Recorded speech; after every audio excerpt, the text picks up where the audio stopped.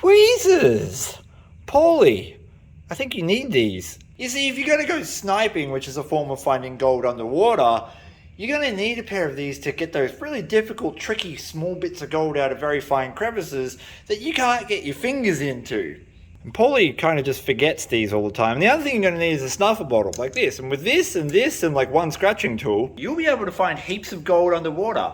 With one caveat, a very important one. There seems to be a misconception that the method that you employ to find gold dictates the gold you'll find. Most people think if you're going to go sniping, this is the kind of gold you're going to pull out of the crevices.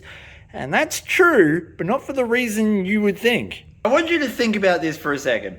Geology is everything. In my area, we're in what's called a primary gold field. A primary gold field is where the geology is conducive to producing a lot of very fine gold. So the gold that's locked up in the hard rock mines is somewhere between 20 and 300 mesh primarily. That's most of your gold. Occasionally, you'll get a chunky nugget like that. Whereas people like Paulie, or Senior Tweezer Pants as I'm going to call him, live in what's called a secondary gold field. A secondary gold field produces more nuggety chunks, and that means that most of his gold is big flaky stuff that ends up in the rivers. When you're sniping, your primary method of moving gravels around is called fanning. So you're going to come underwater and then you're going to find a likely spot, say this is a crevice, and you're going to do this motion. And doing this motion is going to fan big fluffs of water over that dirt, and it's going to push all of that gravel out of the way, revealing the gold that was heavy enough to sit in that fanning.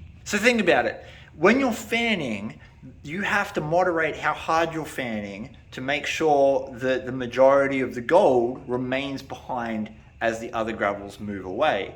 When you're in my area and you're talking about 20, 30 mesh gold, it's very easy to get that gold to move along with the sands. But what's left behind are these big chunky nuggety bits like that. So all you end up finding in my area if you go sniping is the one or maybe two chunkier pieces that are in the creek. And you blow away 90% of your weight because it's all flour gold. Whereas someone like Paulie or Levi, who live in areas where the geology is producing a lot more chunky gold, are fanning away and they're able to pick those pieces up because they're heavy enough to sit there using that method. If you tried sniping in the northeast, you would find gold. You'd find a little bit, you might even find a couple of little pickers.